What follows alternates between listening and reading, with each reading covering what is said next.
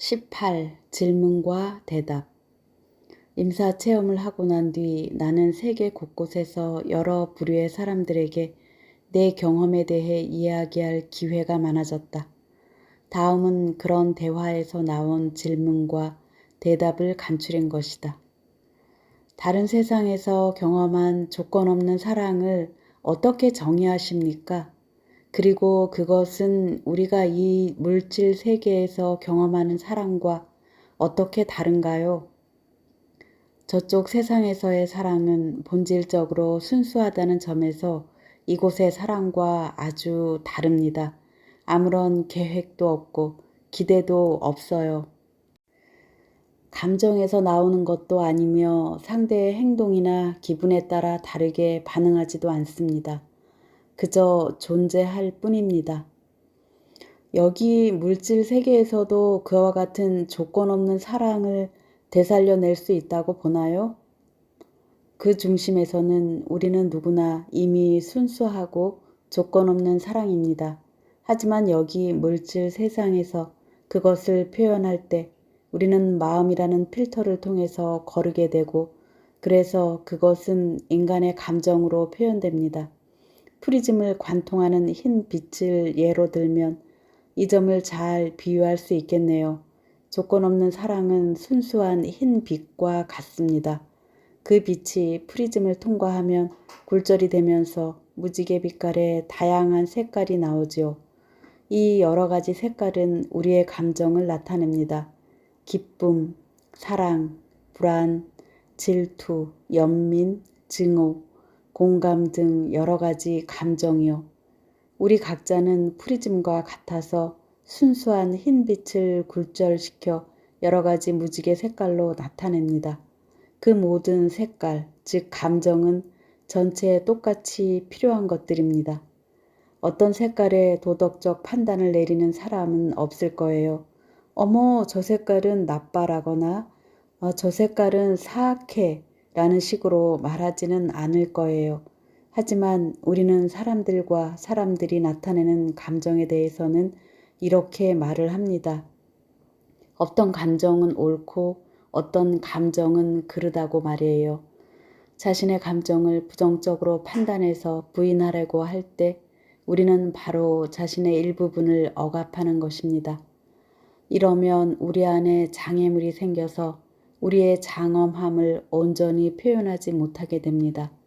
그건 마치 색의 스펙트럼에 도덕적 판단을 들이대 그중 어떤 색을 빼낸다면 빛이 원래와는 다른 것이 되는 것과 같아요.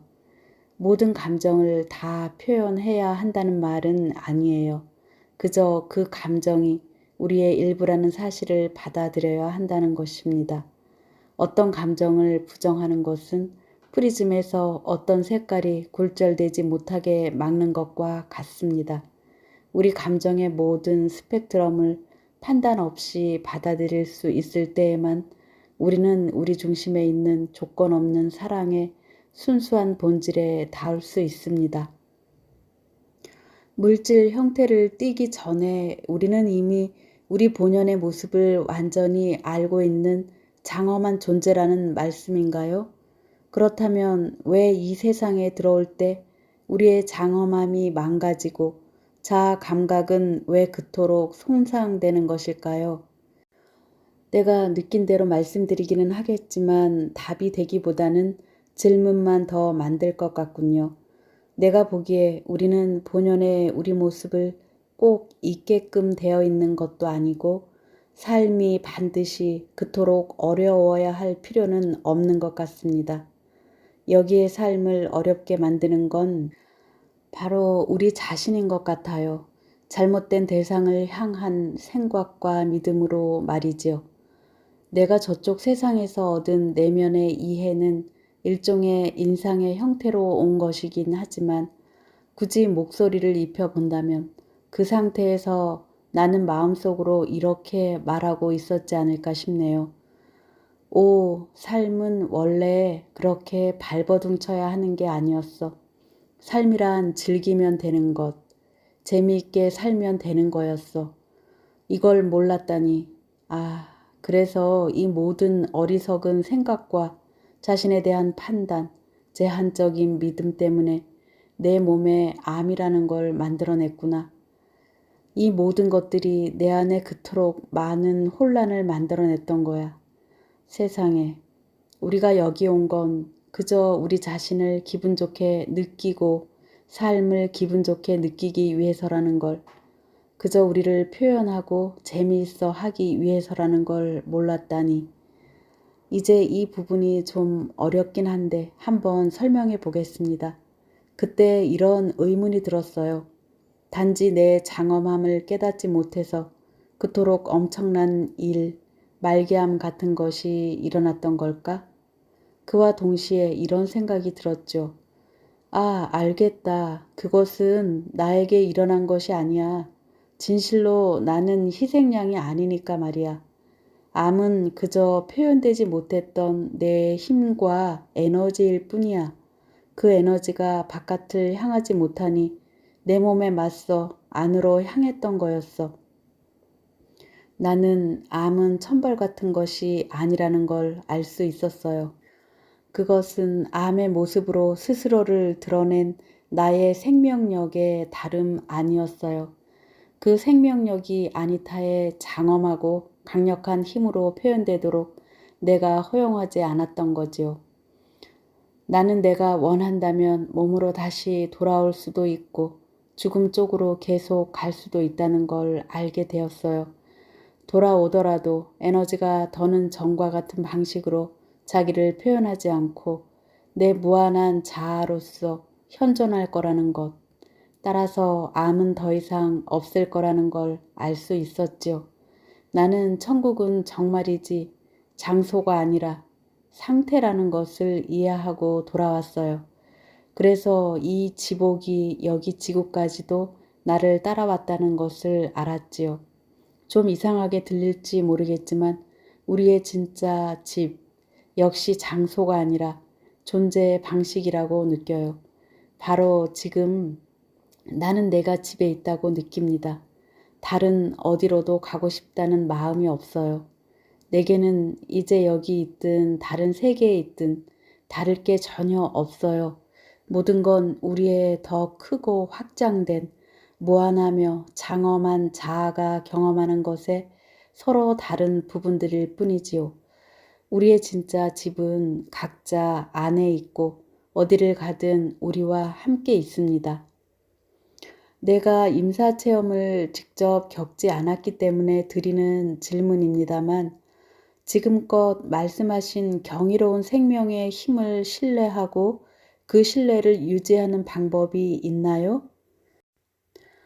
물론이죠. 여러분의 장엄함을 깨닫기 위해서 임사체험을 겪을 필요는 없습니다. 내 경험에 따르면 신뢰를 쌓고 우주의 생명력 에너지와 연결된 느낌을 유지하는 가장 좋은 방법은 바로 내면에 있습니다. 스스로를 사랑하고 믿는 데부터 시작해요. 자신을 사랑하고 믿을수록 우리는 우주의 테피스트리 안에서 더욱더 중심에 존재한다고 느끼게 됩니다. 우리가 각자 중심에 연결되고 더 깊이 느끼면 느낄수록 서로에게 가 닿기도 더 쉽습니다. 서로가 같은 걸 느끼니까요. 치유되고 회복되는 과정에서 당신의 신념 체계나 신앙은 어떤 역할을 했고 그 후로 혹시 신념이 바뀌었다면 어떤 게 바뀌었을까요? 분명히 말씀드리지만 내가 치유되는 데는 어떤 신념도 필요하지 않았어요. 그보다는 전에 가지고 있던 신념이나 신조, 교리 따위를 전부 놓아버리자 저절로 몸이 나았다고 말하겠습니다. 내 경우는 임사체험이 치유의 촉매제가 되었고요. 내 입장은 그렇습니다. 강하게 고수하는 생각은 오히려 역효과를 낳는다는 겁니다. 구체적인 믿음을 갖고 있으면 삶의 경험은 제한됩니다. 그것들이 나를 내가 아는 것에만 가두어 두기 때문이지요. 이 세상에 대한 나의 지식도 나의 육체적 감각에 의한 제한을 받잖아요. 반대로 불확실성을 편안하게 받아들인다는 것은 모든 가능성에 나를 열어놓는다는 것입니다. 불명료하기에 무한한 잠재성을 향해 활짝 열려 있을 수도 있는 겁니다. 확실성이 필요하다고 주장하는 태도는 기대하지 않는 것을 향한 자신의 잠재성의 족쇄를 채우지요. 나는 모른다. 혹은 어떤 일이 일어나나 한번 보자라고 느낄 때 내 확장된 자아는 아주 우연한 일치처럼 또는 정말 터무니없어 보이는 동시성의 형태로 어떤 대답이나 해결책을 가져다 주기도 하지요. 불명료함의 영역으로 발을 들여놓을 때 실제로 나는 가장 강력해집니다. 이전에 가졌던 모든 믿음과 불신, 신조와 교리를 놓아버릴 때 무한한 우주는 내 뜻과 하나가 되며 내 삶의 최선의 결과를 가져다 주기 위해 일하게 됩니다. 이것이 내가 내면으로 받은 가장 명료한 메시지입니다. 바로 거기에서 마법이 벌어집니다. 과거의 집착을 모두 내려놓는다는 것은 자유를 기꺼이 받아들인다는 것이며 내 자신의 신성함과 장엄함에 대한 신뢰를 보여주는 것입니다. 이것 또한 치유의 한 형태입니다. 육체적으로 나아야 한다는 생각을 놓아버리자 삶은 더욱 자유롭고 온전하며 즐거운 것이 되었지요. 근원에 대한 신뢰가 치유의 요인이 되었다고 보는 겁니까? 내 경험에 따르면 나는 근원이 되었고 거기에서는 모든 것이 명료했어요. 내 확장된 자각 외에는 다른 어떤 근원도 없었습니다. 내가 전체를 다 망라하고 있는 것 같았죠. 앞서 언급했듯 내가 낫기 위해서 뭔가를 믿어야 할 필요는 없었습니다. 그 상태에서는 모든 것이 명료했고 모든 것이 다 알려져 있다는 느낌이었으니까요. 믿음이나 신앙 따위는 알 앞에서 무용지물이었죠. 그건 내가 모든 것이 되는 것과 비슷했어요. 내가 모든 것 안에 존재했고 모든 것이 내 안에 존재했죠. 나는 영원하고 무한해졌어요. 나는 이 명징함 속으로 깨어났고 그래서 그냥 이해하게 되었어요. 만일 내가 돌아가기로 선택한다면 몸이 나을 거라는 걸 알 수 있었죠. 내 경험의 본질상 이렇게밖에 말씀드릴 수 없습니다. 우리 중심에서 우리는 모두 하나라고요. 우리 모두는 일체에서 분리되어 나왔다가 다시 전체로 돌아갑니다. 나는 내 임사체험이 그 하나임의 단면을 살짝 엿본 것이라고 생각해요. 그 하나임을 하느님이라고 부를 수도 있겠고 근원이나 브라만, 만유라고 부를 수도 있겠지만 사람들은 저마다 그 의미를 다르게 받아들일 수 있을 것 같습니다. 나는 신을 내 자신이나 다른 누구와도 떨어져 있는 분리된 실체로 보지 않습니다. 나에게 신은 분리된 어떤 존재가 아니라 존재의 상태입니다. 신은 이원성을 넘어서 있고 따라서 나는 내면으로부터 영원히 합일되어 있으며 결코 분리될 수 없습니다. 내 물질적 표현은 이 전체의 한 단면에 지나지 않아요. 우리의 개인적인 의지와 전체의 의지가 연결되어 있는 장소가 있나요? 우리가 자유로이 접근할 수 있는 치유와 힘의 장소 같은 거요. 그렇다고 대답해야 할 것 같네요. 누구나 그 치유와 힘의 장소에 자유로이 접근할 수 있습니다. 우리가 그렇게 하지 못하는 건 우리가 갖고 있는 집단적 신화 때문이라고 생각합니다. 신화란 수세기에 걸쳐 우리 스스로에게 말해온 이야기잖아요. 우리가 그렇게 할 수 없다는 이 믿음의 축적물이 바로 우리가 이 세상에서 인식하는 단절과 불일치를 이토록이나 많이 유발했다고 봅니다. 우리 몸 안에도 마찬가지고요. 신화라는 이 보이지 않는 문화적 요인을 계속 물려주고 받으면서 우리는 스스로를 진실로부터 단절시켜 왔어요. 그 결과 우리가 우주 에너지로부터 분리되어 있다고 굳게 믿게 된 거죠. 우리는 우리의 창조적 중심으로부터 떨어져 계속 이원성에 사로잡혀 있습니다. 이런 신화를 만들어내는 것은 물론 계속해서 이끌고 가는 것도 바로 우리 자신입니다. 우리의 이러한 이야기가 바뀔 때 우리의 물질적 현실도 이 변화를 반영하게 되겠죠. 이런 종류의 치유를 더 자주 보려면 우리는 우리의 집단적 믿음을 한 차원 더 진보시키고 우리 신화를 변형시켜야 합니다. 바로 우리가 우주 에너지와 하나임을 깨닫게 해주는 그런 믿음으로 말이죠. 이렇게 될 때 우리는 우리의 창조적 중심에 언제나 연결되어 있다고 느낄 수 있을 것이고 더욱 긍정적인 에너지를 언제 어디서든 끌어올릴 수 있을 것입니다. 치유는 우리 개인의 창조적 의도가 우주의 생명력 에너지에 일치되도록 힘쓰고 그리하여 그것을 하나로 볼 수 있을 때 일어납니다.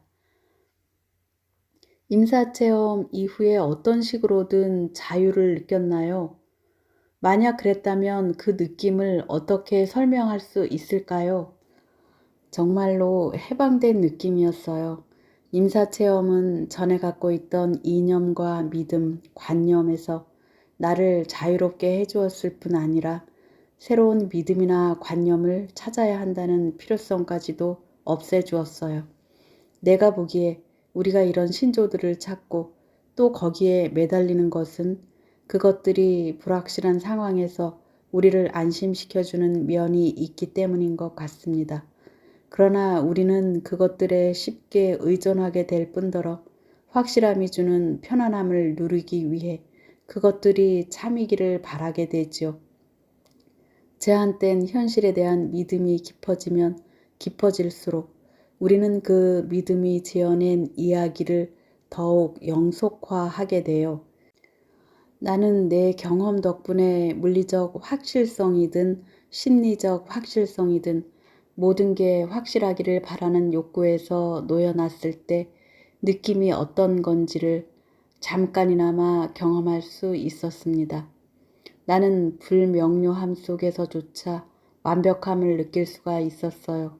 그런 차원의 정신적 해방감을 유지하는 것이 나에게는 진정한 자유입니다. 혹시 암이 낫지 않는다고 해도 돌아오는 쪽을 선택했을 것 같은가요? 내가 아주 명료한 상태에 있었기 때문에 굳이 돌아와서 아픈 몸을 통해 표현하고 싶어 하는 이유가 뭔지 이해한 상태로 돌아오지 않았을까 싶네요. 어쩌면 그런 걸 자각한다는 사실이 나의 내적 고통을 없애거나 줄여주었을지도 모르죠. 육체의 병은 도와주지 못하더라도 말이죠. 아픈 몸으로 살아가기로 했을 때는 그만한 목적 의식이 있었을 겁니다. 나는 육체적 조건과는 상관없이 모두가 나름의 목적을 가지고 있다고 믿어요. 당신은 분명한 목소리로 우리 모두 본연의 자신이 되자라는 메시지를 전하고 있어요. 하지만 범죄자나 살인자는 어떤가요? 그들도 그들 본연의 모습을 하고 있는 건가요? 또 하나, 저쪽 세상에서는 어떤 판단도 하지 않는다고 했는데요. 그렇다면 살인자라도 벌을 안 받는다는 말이겠네요? 저 세상에서는 판단 같은 것이 결단코 없습니다. 판단할 게 없으니까요. 우리는 모두가 순수 의식이에요. 많은 이들이 사후에 어떤 판단도 내려지지 않는다는 말을 듣기 싫어합니다.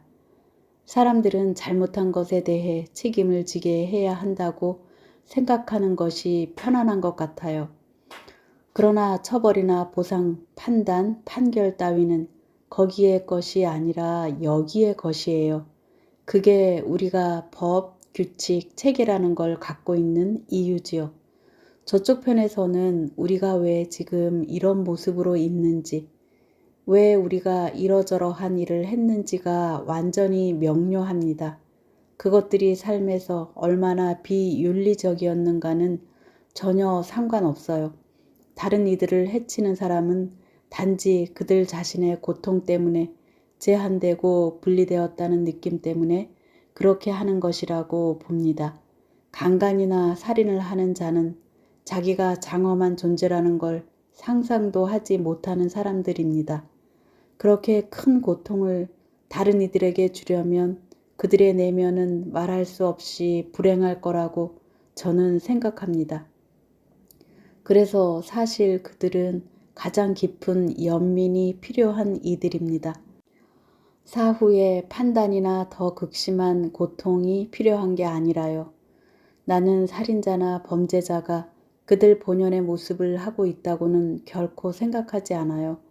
우리가 길을 잃고 자신이 진정 누구인지를 까마득히 잊어버렸을 때에만 파괴 행위를 하게 된다고 전 생각합니다.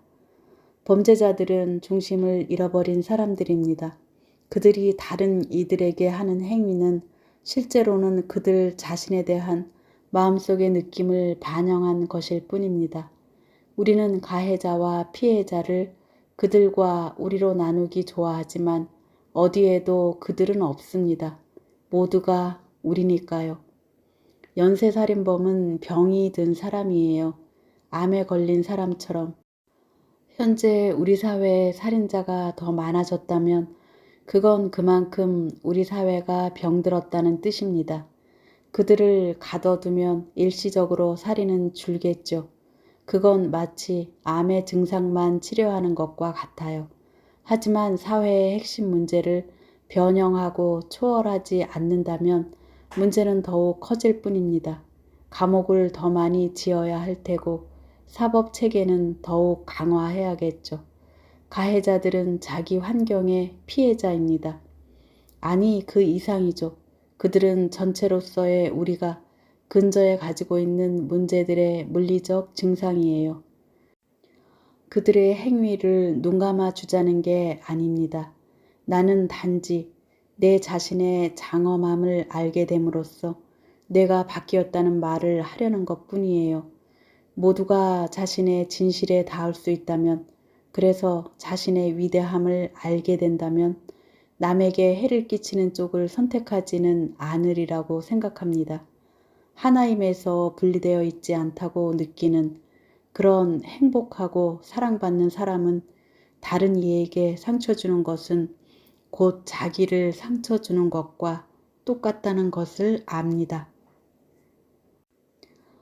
예컨대 살인자 같은 범죄자도 성인과 똑같은 곳으로 가고 성인과 똑같이 아무런 판단도 받지 않는다는 말인가요?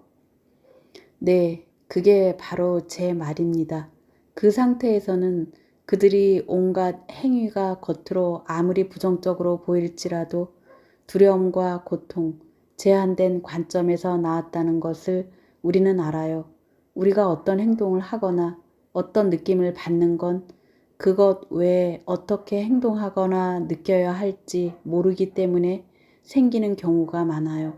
하지만 일단 저쪽 세상으로 가면 우리가 몸을 입고 있을 때의 물리적 제한들이 우리 앞에 분명해지고 우리가 왜 그렇게 행동하고 느꼈는지를 이해할 수 있게 되며 따라서 오직 연민만을 느끼게 됩니다. 우리가 가해자라고 딱지 붙인 사람들 또한 그들 자신의 한계와 고통, 두려움의 피해자라고 느껴져요. 이것을 깨달을 때 우리는 모든 사람, 모든 것과 연결되어 있다는 것만 느끼게 됩니다. 나는 저쪽 세상에서 우리가 모두 하나라는 것을 이해했지요. 우리는 모두 똑같습니다. 만일 모두가 이것을 안다면 법이나 감옥이 필요 없을 거예요. 하지만 여기서 우리는 그 사실을 알지 못하고 그래서 우리와 그들이라는 관점에서 생각하지요. 그렇게 생각하니까 두려움을 갖고 행동하게 되고요. 판결과 법, 감옥, 처벌이 필요한 것도 그 때문이에요. 지금 이 시점, 이 세상에서는 우리가 자신을 보호하기 위해 그런 것을 필요로 합니다. 하지만 저쪽 세상에서는 처벌 같은 것이 전혀 필요 없어요. 일단 그곳에 가면 우리 모두가 연결되어 있다는 걸 깨닫게 되니까요. 우리가 우리 현실을 만든다면 사람들이 카르마로 인해 하게 된 행위에 대해서 처벌을 받는다고 보시나요? 방금 말했듯이 임사체험 상태에서 처벌이란 없습니다. 나는 카르마란 인과보다는 균형의 개념이라고 봅니다. 예를 들어 나는 나쁜 카르마라는 표현은 절대 쓰지 않아요. 그런 것은 없다고 믿으니까요. 나는 그저 삶의 모든 측면은 전체를 만들기 위해 필요한 거라고 봅니다. 나는 또한 우리가 직선적 시간 위에서 여러 생을 연속적으로 살고 있다고도 믿지 않습니다. 많은 이들이 카르마를 그런 식으로 생각하고 있지만요. 나 역시 그렇게 믿도록 배우면서 자랐고요. 하지만 임사체험 상태에서 나는 모든 생, 과거생, 현재생, 미래생, 알고 있는 생, 아직 모르는 생, 또 알 수 없는 생의 모든 순간은 동시에 존재한다는 것을 깨달았어요. 마치 우리가 시간이라고 알고 있는 것의 바깥에 그 생들이 한꺼번에 존재하는 것처럼 말이죠. 나는 내가 이미 얻고자 노력하는 모든 것임을 알았고 이는 누구나 마찬가지라고 봅니다. 우리가 긍정적으로나 부정적으로나 또 좋거나 나쁘다고 보는 모든 것은 그저 완벽한 균형 잡힌 전체의 일부일 뿐이에요. 사람들이 용서의 중요성에 대해 말을 많이 하는데요. 당신도 저쪽 세상에서 용서를 많이 해야 했나요? 임사체험 상태에서는 모든 것이 아주 분명해지면서 용서라는 개념 자체가 아주 다른 의미를 띱니다. 나는 제가 용서하지 못한 것은 다른 사람이 아니라 바로 나 자신이라는 것을 깨달았어요. 거기에서는 내가 겉보기에는 잘못한 것처럼 보이는 어떤 것에 대해서도 아무런 부정적인 판단도 없었습니다. 내가 모든 것을 왜 그렇게 했는지 이해하는 마음만 있었죠.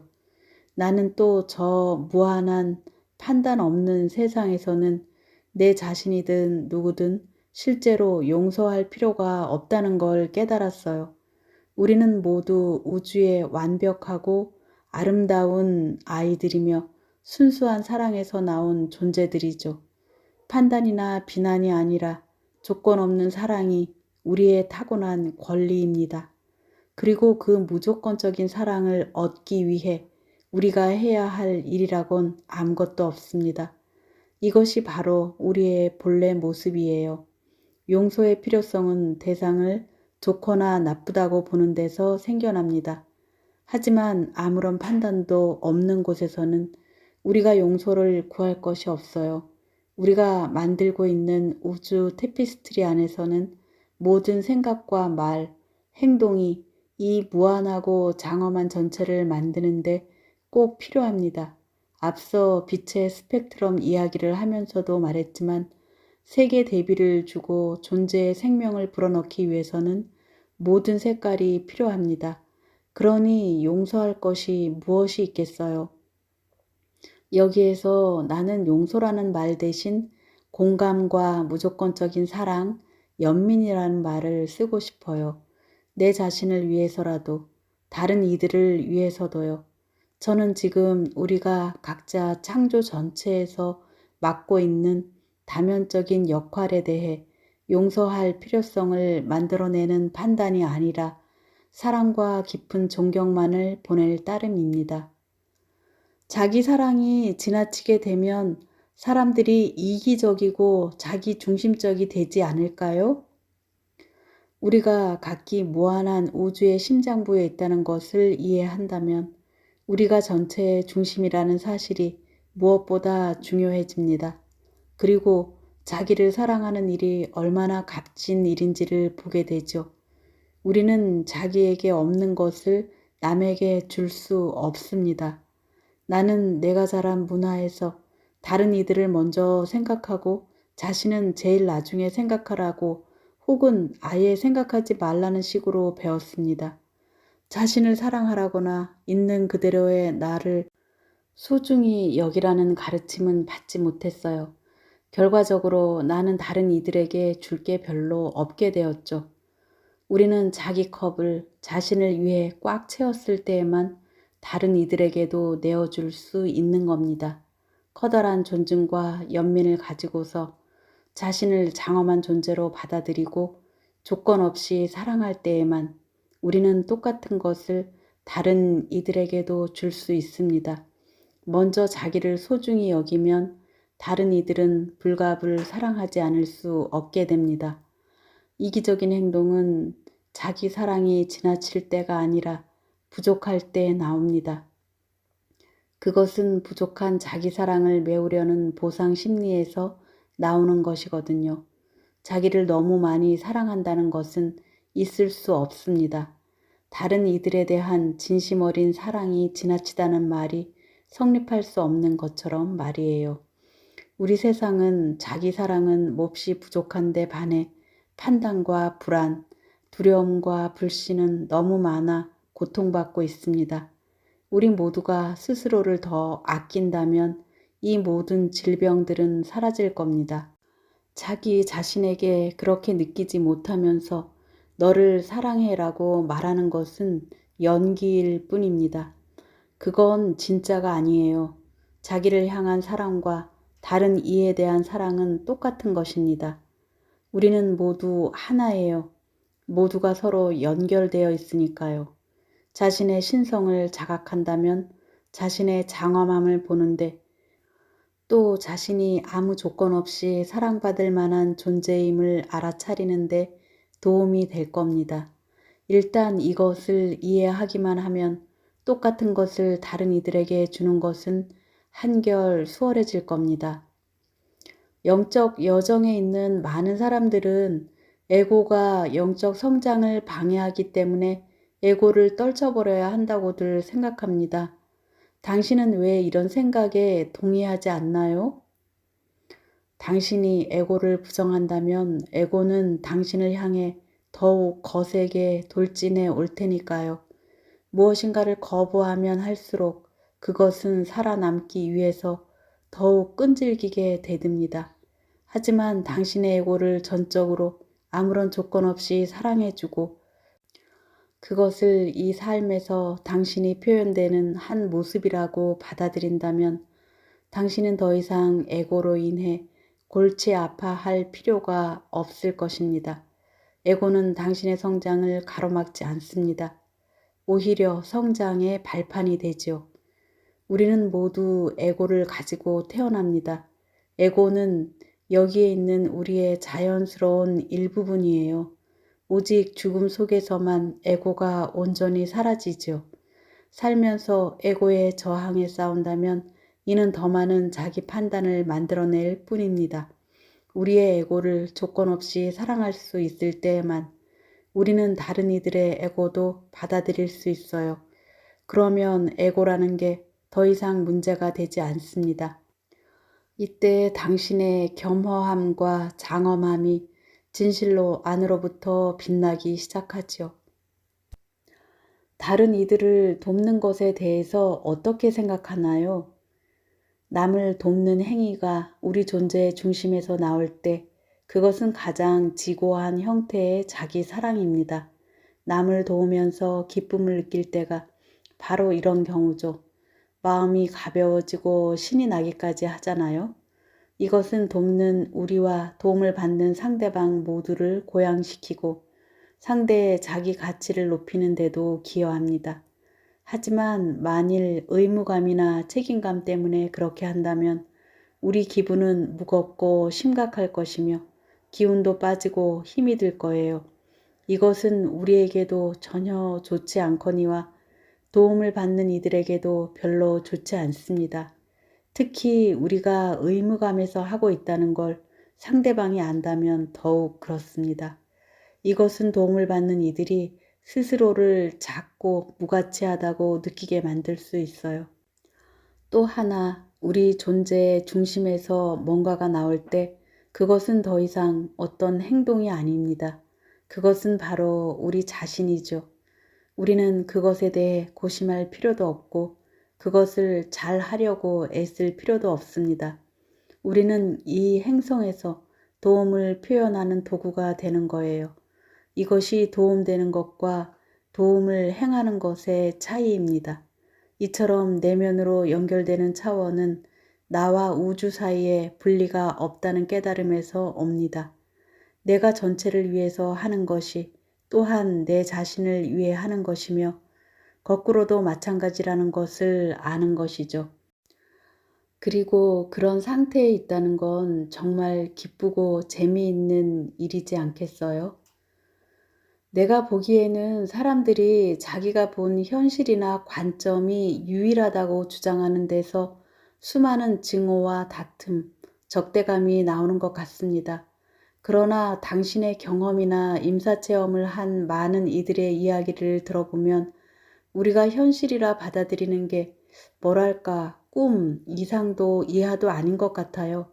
그렇다면 본질적으로 사람들은 누구나 망상이 가장 그럴듯한가를 두고 그토록 싸우고 있는 셈이잖아요. 이 부분을 좀 더 자세히 설명해 줄 수 있나요? 나는 오직 내 경험을 말씀드릴 수 있을 뿐이에요. 내가 죽었을 때 나는 꿈에서 깨어난 기분이었어요. 내가 어떤 장소로 간 것 같은 기분이 아니라요. 눈을 번쩍 뜨고 깨어나서 모든 지각이 깨어난 그런 존재가 된 기분이었죠. 360도로 시야가 다 확보되고 완전한 공감각이 생겼죠. 모든 감각이 동시에 느껴진다고나 할까요? 나는 나에 관련된 모든 것을 보고 듣고 느끼고 할 수 있었어요. 과거와 현재, 미래를 동시에 살고 있었죠. 또 저에 관련된 일들은 벽이 가로막고 있거나 공간이 떨어져 있어도 어떤 일이 벌어지는지 알 수 있었어요. 그랬기 때문에 의사가 하는 말도 들었고 비행기를 타고 오는 오빠의 모습도 보았던 거죠. 아마 이걸 장님이 처음으로 눈을 떠 세상을 보게 된 것에 비유할 수도 있습니다. 그 장님이 어디 다른 데를 간 것도 아닌데 세상의 참모습을 두 눈으로 명료하게 보게 되었다면 얼마나 놀랐겠어요. 그 사람은 갑자기 색깔이나 그림자 같은 것들을 이해하게 되었겠죠. 이런 게 개념적으로는 이해할 수 없던 것들이잖아요. 그와 비슷한 게 나 역시도 우리 모두가 연결되어 있다는 사실이나 내가 느끼는 것이 우주에 영향을 미친다는 사실을 알게 되면서 정말 놀랐어요. 전체가 내 안에 있었으니까요. 나의 경우로 말하자면 내가 행복하면 우주도 행복하답니다. 내가 나를 사랑하면 다른 모든 사람들도 날 사랑하고요.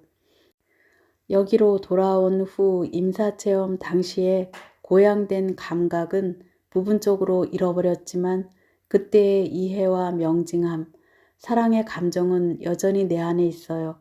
이 모든 게 내 안에 자리를 굳게 잡은 까닭에 이제 나는 예전에 생각하던 방식으로 돌아갈 수 없어요. 그 장님이 다시 앞이 보이지 않는 상태로 돌아간다고 생각해 보세요. 비록 볼 수는 없더라도 그는 자신이 살아가는 이 세상이 매 순간 진짜 어떤 모습을 하고 있는지 알고 있잖아요. 말하자면 지금 내가 그런 기분이라고 보시면 됩니다. 실제하지 않는 이 차원에 대해 말하자면 나는 우리가 자신이 생각하는 모습대로 각자 자신의 현실을 창조하고 있다고 봅니다. 깨어난 상태에 있었을 때 나는 이 3차원 존재라는 것이 그저 내 생각들의 축적에 불과하다고 느껴졌어요. 저쪽 세상으로 갔을 때 나는 실제로 지금 이 세계보다 훨씬 더 실제감이 느껴지는 세계에서 눈을 떴죠. 그러니까 우리가 아침에 꿈에서 깨어났을 때의 기분과 비슷하다고나 할까요? 종교에 대해서는 어떻게 생각하세요? 임사체험 경험을 이야기할 때 종교 이야기는 거의 하지 않은 것 같은데요. 그건 죽음이란 게 종교를 넘어서는 것이기 때문에 그렇습니다. 종교는 우리가 이 세상을 살아가는 데나 죽음을 이해하는데 도움이 되기를 바라는 마음에서 우리 스스로 만든 것이잖아요. 하지만 저쪽 세상을 경험하고 나면 애써 어떤 종교든 상관없이 종교에 맞춰 살려고 노력하는 일이 줄어드는 것 같아요. 종교에 대해 별로 이야기하지 않는 또 다른 이유는 종교가 이런저런 이름들로 분열되어 있기 때문이에요. 그건 내가 바라는 모습이 전혀 아니거든요. 오히려 난 종교가 서로 품어주기를 바라죠. 나는 우리 모두가 하나라는 것을 경험했어요. 우리가 죽으면 모두 같은 장소로 간다는 걸 알아요. 나에게는 당신이 예수를 믿든 부처나 시바, 알라, 그 밖에 어떤 존재를 믿든 아무런 상관이 없어요. 나에게 중요한 것은 바로 지금, 바로 이곳에서 당신이 스스로에 대해 어떻게 느끼는가예요. 그것이 당신이 여기에서 당신 삶을 어떻게 살 것인지를 결정하는 것이니까요. 지금 이 순간 말고 다른 어떤 시간은 없어요. 그러니 당신 자신이 되어 당신만의 진실에 따라 사는 것이 중요하죠. 당신의 장엄함에 따라 살아가는 열정적인 과학자는 한방 가득 메운 마더 테레사 같은 분들만큼이나 인류의 값진 존재예요. 임사체험에서 깨달은 바를 말씀하신 것 중 가장 흥미로운 언급 중 한 가지는 그 의미가 심오하고 다면적이며 지대합니다. 나는 지금 우리의 삶이 미래로 펼쳐질 때 우리가 순간순간 내리는 선택들에 의해서 우리의 과거도 충분히 바꿀 수 있다고 한 당신의 주장에 대해 이야기하는 겁니다. 내가 지금 당신의 말을 지나치게 확대 해석한 건가요? 아니면 당신이 말하려는 것과 가까운 건가요? 내가 말하고자 하는 바를 아주 정확하게 풀어주셨습니다. 나는 바로 지금 이 순간이 우리가 우리 현실을 창조하기 위해 갖고 있는 유일한 시간이라고 생각합니다. 내가 의도적으로 우리 미래를 창조한다라고 말하지 않았다는 걸 주목해 주세요. 나에게 과거와 미래는 가변적인 것으로 느껴집니다. 내가 여기로 돌아올지 말지에 따라 검사 결과가 바뀔 수 있었던 것도 바로 그래서고요. 그 영향력 때문에 이 언급이 중요하다는 지적에 나도 동의합니다. 나에게 그와 같은 일은 날마다 계속해서 펼쳐지고 있고 이제는 임사체험 자체보다 이 깨달음이 더 중요해졌어요. 임사체험에 대해 쓴 글에서 당신이 이렇게 말씀하셨죠. 모든 질병은 먼저 에너지 차원에서 시작되고 그 뒤에 몸으로 드러난다. 어떻게 이런 식으로 일어나는지, 그리고 애초에 무엇이 질병을 일으키는지 혹 알고 있나요? 임사체험 동안 나는 내 몸이 물질 형태로 존재하지 않는다고 느꼈어요. 나는 그저 순수한 에너지였죠. 아마도 이것을 영혼이나 영으로 해석할 수 있겠죠. 그것은 몸보다 훨씬 컸고 그래서 내가 장엄하다는 표현을 쓰는 거죠.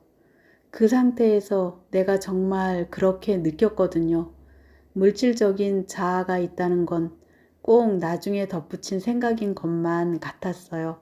이 무한한 에너지 덩어리가 진짜 나였고 몸은 그저 이 생명력이 얼마나 많은 부분들이 들어오는지 혹은 표현되고 있는지를 보여주는 척도에 지나지 않았죠. 마치 3차원 세상은 다른 차원의 것이고 내 에너지 덩어리가 실제라고 느껴졌어요. 그래서 나는 사람들이 높은 진동 상태에 있다고 할 때 그건 아마도 그들이 자신의 진정한 장엄함이 더 많이 들어오도록 하고 있다는 뜻에서 사람들이 그렇게 말한다고 생각해요. 그래서 그들의 진동수가 정말 높게 나오는 거죠. 그 결과로 그들의 긍정적 에너지도 강하고 물질적인 존재도 강하죠. 하지만 저쪽 세상에서는 누가 더 강하거나 약한 게 없었어요. 모두가 장엄했죠. 그러나 우리가 이 차원에서 이 몸을 통해 얼마나 많이 표현할지는 우리의 선택인 것 같아요. 당신의 치유의 힘이 내면에서 나온 것이지 외부의 근원에서 온 게 아니라는 뜻인가요? 내적인 것도 외적인 것도 아니었어요.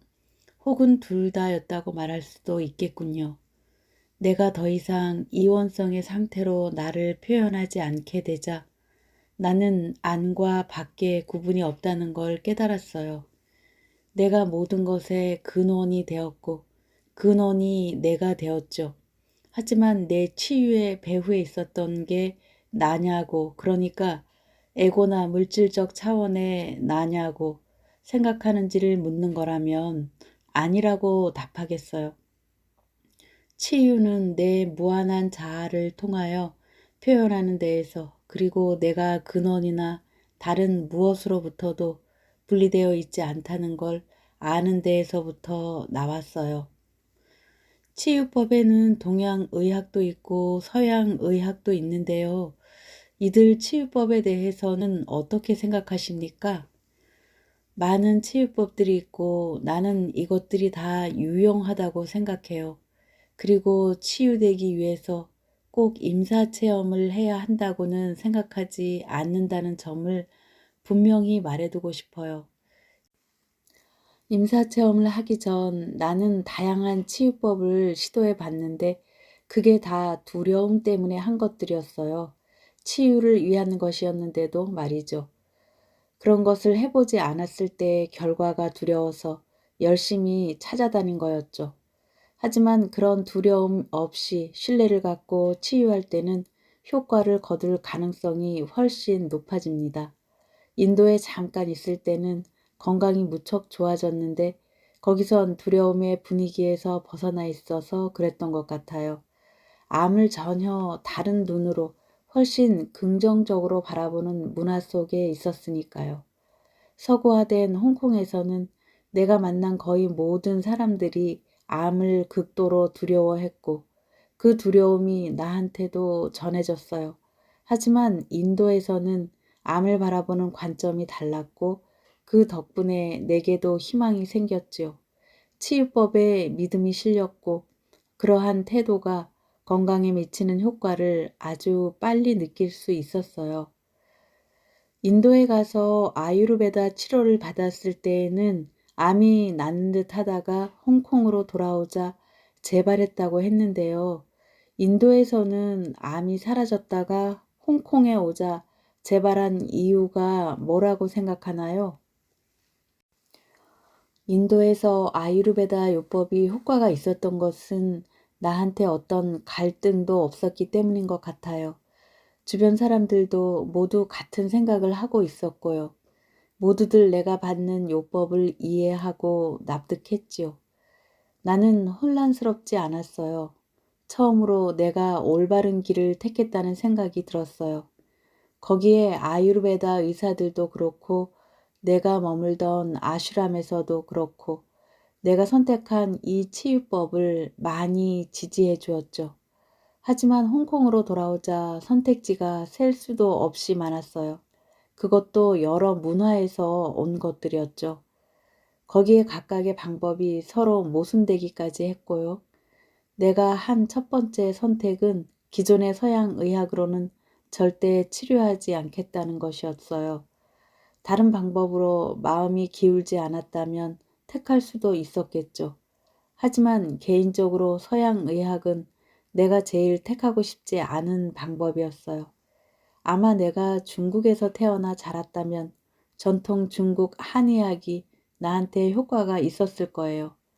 하지만 그렇다면 아마 애초에 병도 안 걸렸겠죠? 혹시 중국 문화에서 종종 암은 서양인의 병으로 불린다는 걸 아세요? 중국과 일본, 그리고 인도에서는 암 발병률이 서구 나라들보다 훨씬 낮다는 걸 알고 있나요? 어떤 이들은 그게 식습관 때문이라고 하지만 내가 볼 때 그건 부분적인 이유에 불과해요. 더 중요한 것은 아마도 마음가짐이 아닌가 싶어요. 암에 대한 서구인들의 믿음, 암에 대한 두려움, 끊임없는 자각, 캠페인을 보세요. 전통 서양 의학은 암을 축적해내는 데 초점이 맞춰져 있고 대부분의 기술도 전반적인 육체의 건강과 균형을 촉진하기보다는 진단하는 쪽에 방점을 두고 있어요.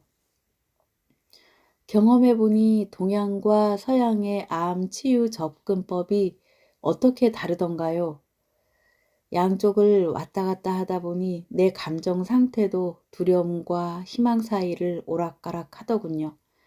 서양 의학을 하는 의사들은 암에만 초점을 맞추고 나를 치료했어요. 나는 마치 외부의 어떤 것이 내 몸을 공격해 오기 때문에 그것을 제거하지 않으면 안 된다는 식의 생각이 들었어요.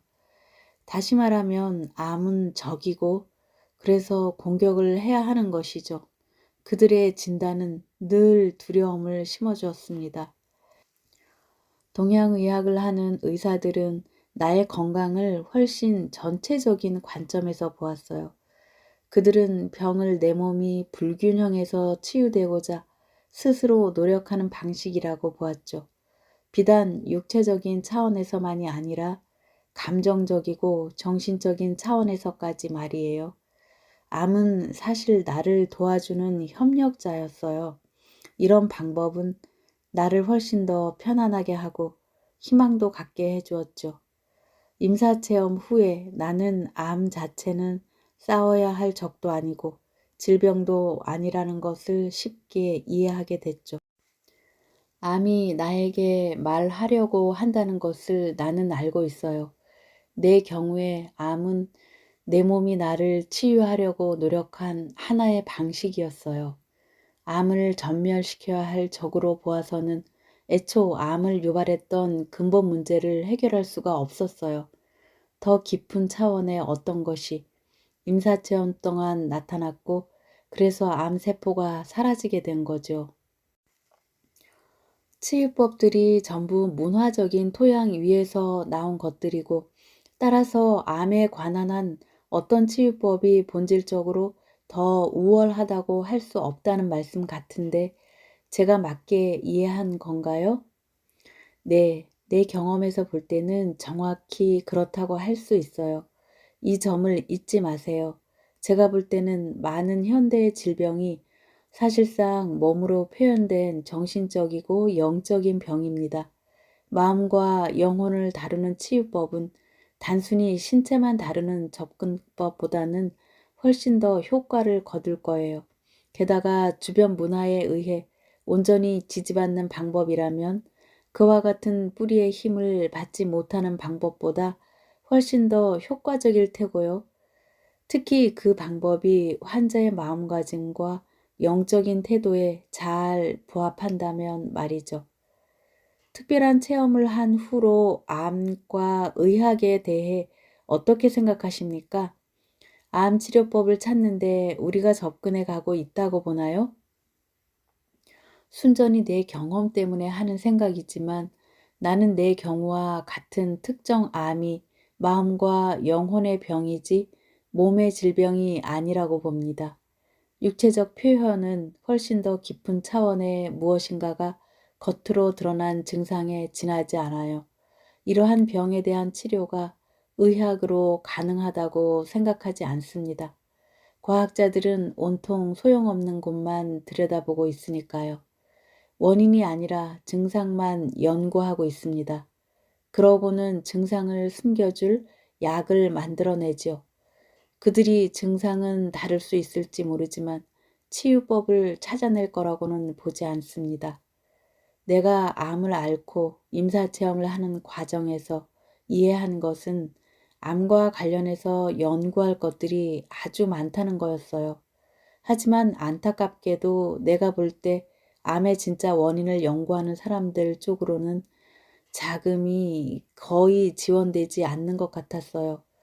반면에 약품 개발 쪽으로는 수백억 달러가 쓰이고 있죠.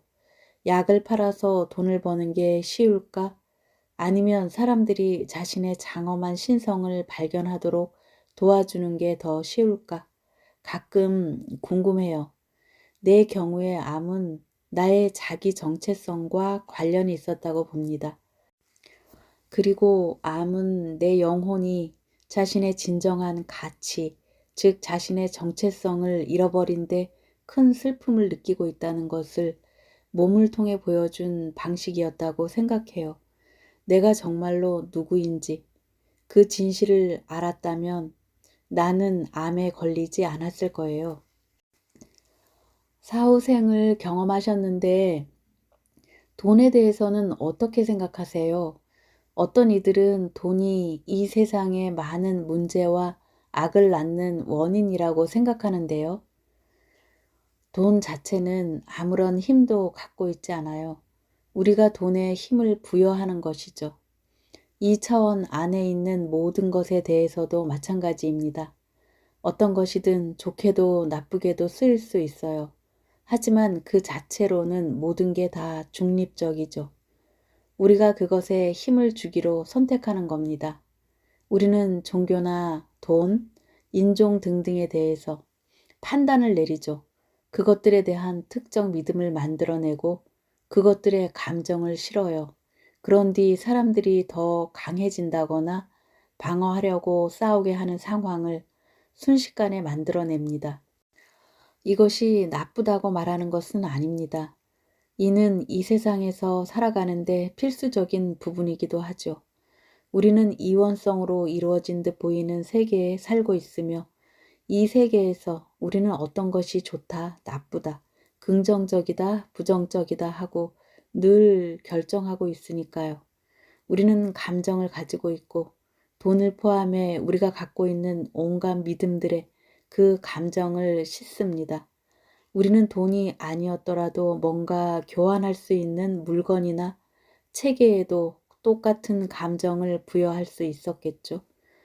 그랬다면 그것이 현재 돈이 갖고 있는 그런 위력을 가질 테고요. 하지만 죽음은 이원성을 초월해요. 종교와 인종, 문화, 그 밖에 우리가 갖고 있는 모든 가치와 믿음을 넘어서 있죠. 우리는 그런 것들 가운데 어떤 것이 아닙니다. 단지 시간의 이 지점에서 그것들을 통해 우리를 표현하고 있을 뿐이에요. 우리는 그보다 훨씬 더 거대한 무엇입니다. 병이 낫기를 바라는 많은 이들이 자기 안에 치유의 힘을 믿어라, 모든 걸 내려놓고 치유가 일어나도록 허용하라, 자기만의 치유의 장소로 가라와 같은 말을 어떻게 실천해야 하는지 알고 싶어 합니다. 이렇게 널리 알려진 문구들을 보통 사람들이 정말 활용할 수가 있는 건가요? 치유를 원하는 사람들은 이런 걸 실행에 옮길 수 있는 방법을 알고 싶어 하거든요. 나는 정형화된 방법론이나 지침 같은 것을 옹호하고 싶은 마음이 전혀 없어요. 내가 만약 그런 걸 옹호한다면 도구마를 하나 더 만들어내는 게 될 텐데 그런 것에서 벗어나야 한다는 게 사실 내가 하려는 말이거든요. 하지만 마치 무슨 적이라도 되는 양 병이나 증상을 없애야 할 어떤 것으로 보지 말라는 말을 하고 싶어요. 이런 태도는 두려움에서 나오는 반응이죠. 내가 이해하기로 이런 증상이 나타나는 건 몸이 나를 치유하려고 애쓰고 있다는 표시예요. 적대적인 태도로 병을 제거하려고 한다면 나는 결국 그 반대 결과를 낳고 말 겁니다. 내 스스로를 병적인 마음가짐 속에 더욱 깊이 밀어넣는 것이니까요. 그렇다고 해서 의사를 찾아가지 말라는 뜻은 아닙니다. 나는 단지 질병처럼 몸으로 표현되는 것들을 내가 어떻게 바라보는지 설명하는 것 뿐이에요. 요점은 질병에 집착하지 말라는 것, 병을 없애겠다는 일념으로 하루하루를 보내는 일은 없었으면 한다는 겁니다. 병에서 시선을 거두고 긍정적이고 창조적인 자극을 주는 활동에 전념하는 것이 훨씬 더 생산적이에요.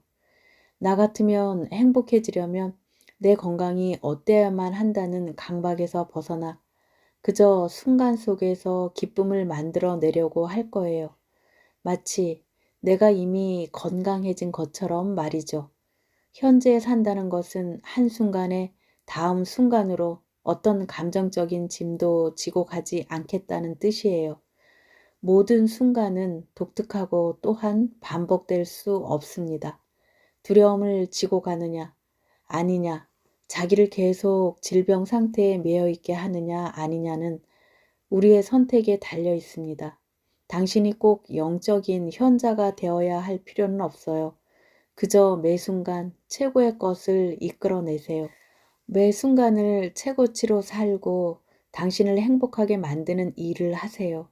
당신이 살 날이 한 달이 남았든 100년이 남았든 말이에요. 듣기에는 참 흥미롭습니다만 실질적인 조언은 없을까요?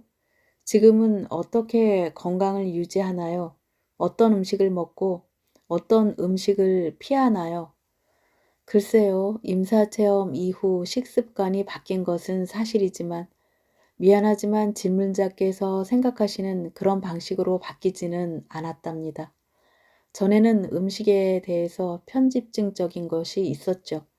철저히 채식주의자였어요.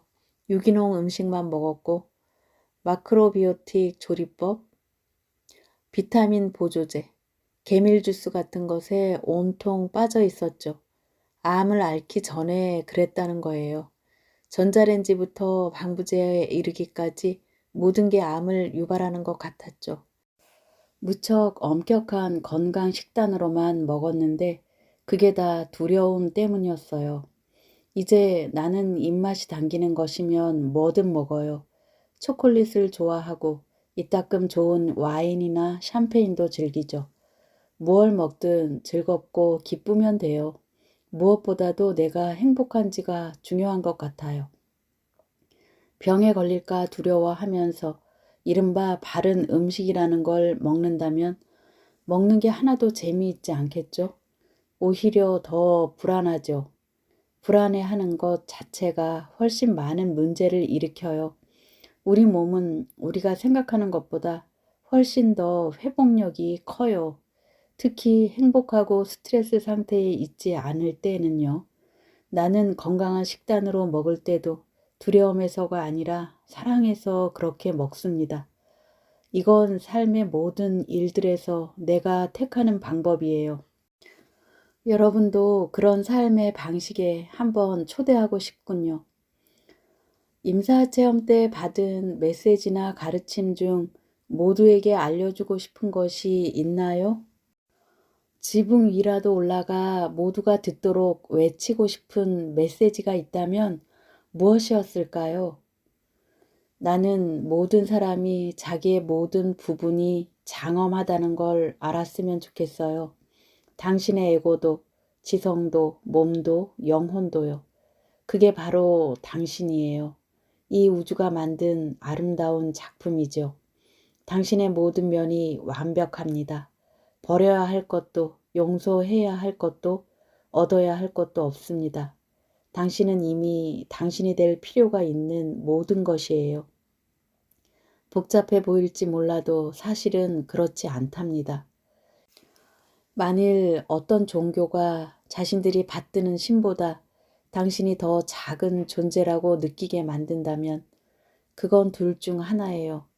당신이 그 종교를 잘못 해석한 것이거나 그 종교가 당신에게 진실을 잘못 가르친 것이거나 또 어떤 스승이나 현자가 당신이 아직 깨어나지 못했으며 깨어나려면 배우고 버리고 내려놓아야 할 게 더 남아있다고 느끼게 한다면 그들 또한 당신이 진정 누구인지를 잘못 가르치고 있는 거예요. 아니면 당신이 그들의 말을 잘못 해석하거나 가까운 모든 사람들에게 그저 그들 자신이 되라고 일러주세요. 그리고 그들에게 당신은 그들의 있는 모습 그대로를 사랑한다고 말해주세요. 그들도 완벽하고 당신도 완벽합니다. 사랑하지 않을 것이 하나도 없어요. 대부분의 고통은 무엇보다 못하다는 느낌에서 나오죠. 당신은 어떤 것보다도 또 누구보다도 절대 못하지 않아요. 당신은 완전합니다. 당신이 배워야 할 것은 단 하나, 당신은 이미 당신이 찾는 바로 그것이라는 겁니다. 당신만의 독특함을 두려움 없이 표현하기만 하면 됩니다. 마음껏이요. 그것이 바로 당신이 지금 이 모습으로 살고 있는 이유이고 여기 이 물질 세상에 와 있는 이유입니다. 마치는 말, 글을 끝맺기 전에 마지막으로 몇 마디를 남기고 싶다. 당신의 힘을 저버리면 안 된다는 것을 늘 기억하라. 당신 자신의 장엄함에 연결되라. 바른 길을 찾는다고 할 때 그 답은 사람마다 다 다르다. 내가 알고 있는 유일한 보편적인 답은 스스로를 조건 없이 사랑하고 두려움 없이 자기 자신이 되는 것이다. 이것이 내가 임사체험에서 배운 가장 중요한 가르침이다. 그리고 내가 이 사실을 늘 명심하고 있었다면 애초에 암에 걸리지도 않았을 것이라는 게 솔직한 마음이다. 스스로에게 진실할 때 우리는 이 행성을 위한 진실한 도구가 된다. 우리 모두는 연결되어 있으므로 우리는 주변 사람들의 삶에 영향을 주고 그들은 또 다른 이들에게 영향을 끼치게 되어 있다. 우리의 유일한 임무는 우리 자신의 사랑이 되는 것. 우리의 대답이 우리에게 가장 적절한 방식으로 내면에서 흘러나오게끔 허용하는 것이다.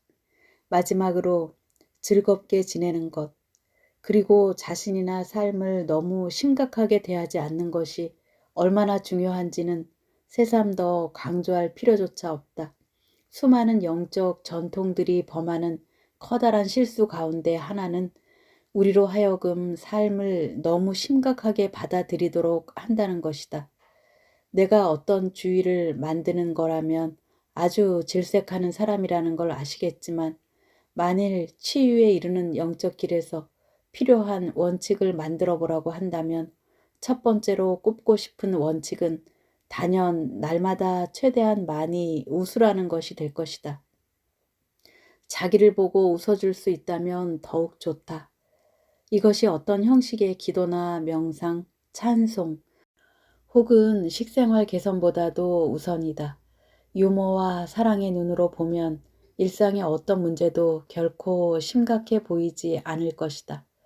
지금과 같은 정보기술의 시대에 우리는 가히 빛의 속도로 새로운 뉴스들에 노출된다. 우리는 스트레스와 두려움이 가득한 시대에 살고 있고 저기 바깥에 있다고 생각하는 모든 것들로부터 스스로를 보호하려고 노력하다 보면 즐겁게 지내는 법이나 우리 내면을 돌봐주는 법을 잊어버리기 십상이다. 우리 삶이 우리의 기도이다. 우리의 삶은 이 우주에게 주는 우리들의 선물이다. 그리고 언젠가 우리가 이 세상을 떠날 때 남겨두고 가는 기억들은 우리가 사랑하는 이들에게 주는 우리들의 유산이 될 것이다. 행복하게 사는 것, 그 기쁨을 주변에 퍼뜨리는 것은 우리 자신에게 또 우리 주변의 모든 사람들에게 우리가 갚아야 할 빚이다. 우리가 사랑이라는 깨달음과 유머 속에서 살아갈 수 있다면 우리는 이미 게임에서 이긴 것이다. 거기에 맛있는 초콜릿 한 상자를 더한다면 승리는 따놓은 당상이다. 기쁨 가운데 당신의 장엄함을 깨닫고 또 이 세상 속에서 두려움 없이 당신을 표현하기를. 아니타 무르자니. 감사의 말. 나에게는 이 부분이 이 책에서 가장 중요한 부분입니다. 어떤 점에서건 이 책이 세상에 나오는데 꼭 필요했던 모든 분들께 감사를 표현할 수 있는 자리니까요. 이 책이 출간될 수 있도록 직접적인 산파 역할을 하신 분들도 있고 간접적으로 도와준 분들도 있지만 내가 지금 여기에 이르기까지 모두가 중요한 역할을 해주었습니다. 웨인 다이어 박사님께 무슨 말로 표현할 수 있을까요?